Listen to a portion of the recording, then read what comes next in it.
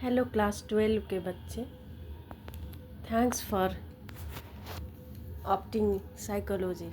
Psychology is such a very beautiful subject. इसका use her field में है। अगर आप किसी भी फील्ड में जाते हो या मैनेजमेंट के फील्ड में जाते हैं तो वहाँ भी आपको मैनेज करना आना चाहिए।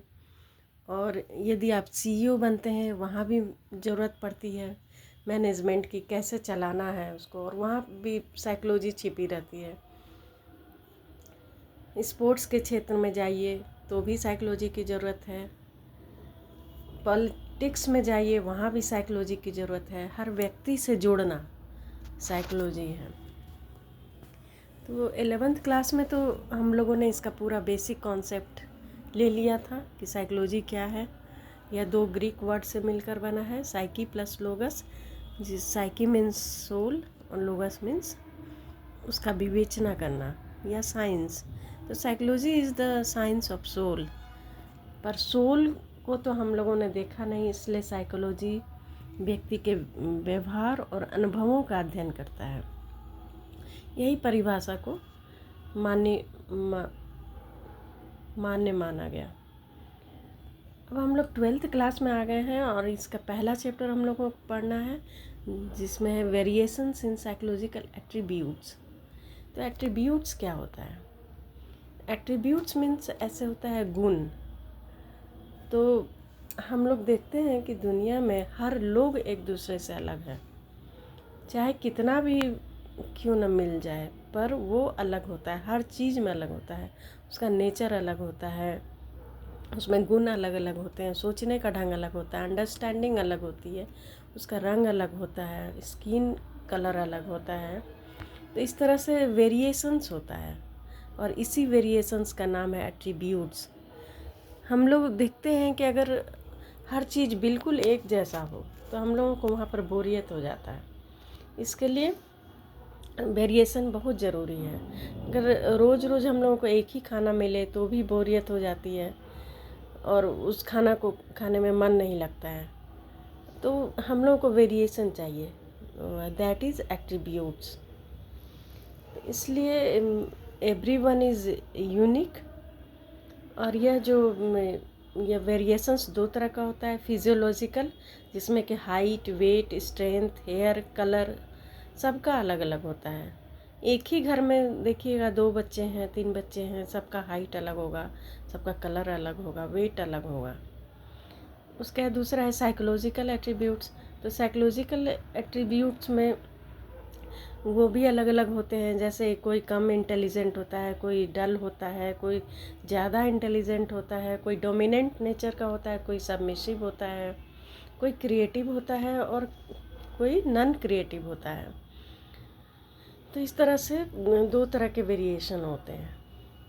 उसके बाद इंडिविजुअल डिफरेंसेस। तो हर व्यक्ति में अलग अलग डिफरेंसेस होता है जो कि उसको डिस्टिंक्ट करता है एक दूसरे से। व्यक्ति अपने गुण के कारण, कैरेक्टरिस्टिक्स के कारण और बिहेवियर पैटर्न्स के कारण एक दूसरे से अलग होता है। और कुछ तो सिचुएशन पर भी डिपेंड करता है, जिसे सिचुएशनिज़म कहा जाता है। हम लोग देखते हैं कि एक प्रोफेसर जो बहुत कड़े हैं कॉलेज में, लेकिन जब वो अपने घर जाते हैं, अपने छोटे छोटे बच्चे से मिलते हैं, तो वहाँ पर वो बहुत मतलब लविंग नेचर के होते हैं। या किसी पार्टी में जाते हैं तो वो हंसमुख रहते हैं।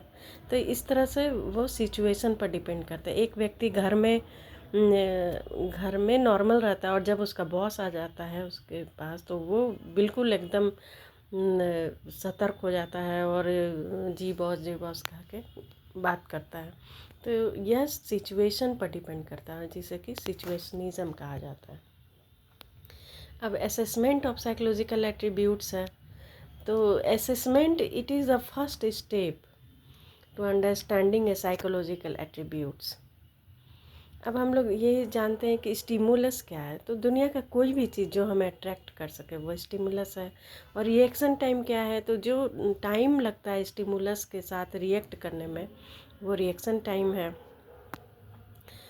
और असेसमेंट जो होता है वो भी 2 तरह का होता है, फॉर्मल एंड इनफॉर्मल। तो फॉर्मल जो होता है वो ऑब्जेक्टिव ऑर्गेनाइज्ड वे में होता है, मतलब बिल्कुल सिस्टमेटिक तरीके से वो होता है। जैसे किसी का टेस्ट लिया जाता है तो बिल्कुल ही ऑर्गेनाइज्ड वे में लिया जाता है। वो हर चीज़ निश्चित रहता है कि इसी से स्टेप से गुजरना है तो उसका रिजल्ट ऐसा आएगा।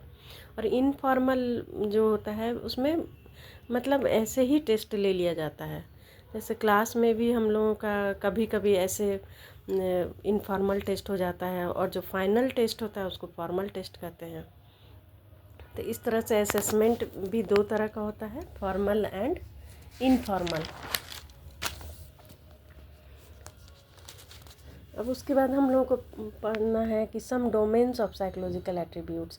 तो एट्रीब्यूट्स के 5 डोमेन्स हैं: intelligent, aptitude, interest, personality and value.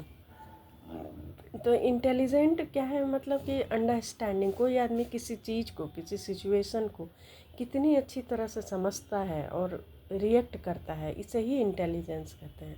मतलब कि इसमें किसी चीज़ को समझने की और किसी सिचुएशन को फेस करने की क्षमता कितनी ज़्यादा होती है, उसे ही इंटेलिजेंट कहा जाता है।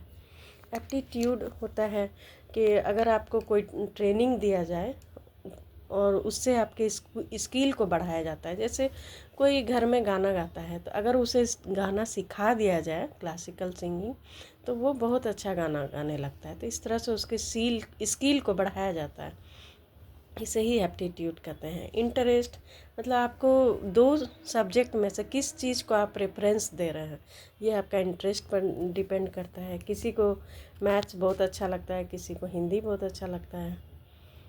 पर्सनालिटी, तो पर्सनालिटी सिर्फ बाहरी रूपरेखा, मतलब कोई लंबा है, सुंदर है, इसको देख कर के पर्सनालिटी तय नहीं होता है।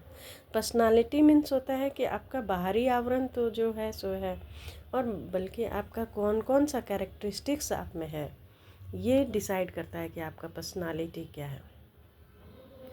उसके बाद है कि वैल्यू, तो आपके जीवन में वैल्यू किस चीज़ का, आइडियल किस चीज़ को मानते हैं, मतलब कौन सा व्यवहार आपको अच्छा लगता है, किसको आइडियल मानते। कोई आदमी बहुत सोशल वर्कर होता है, उसको वो अच्छा लगता है, तो आपके जीवन का वैल्यू क्या है, और उसी अनुसार से आप अपने जीवन में व्यवहार करते हैं। तो इस आधार पर, इन 5 गुणों के आधार पर व्यक्ति के एट्रीब्यूट्स को मापा जाता है। इंटेलिजेंस कितना है उसमें, aptitude, interest, personality and value, इन 5 चीज़ों के आधार पर व्यक्ति का असेसमेंट होता है। अगर आपको इसमें इंटरेस्ट आ रहा है तो प्लीज़ मेरे चैनल को लाइक कीजिए, सब्सक्राइब कीजिए। Thank you.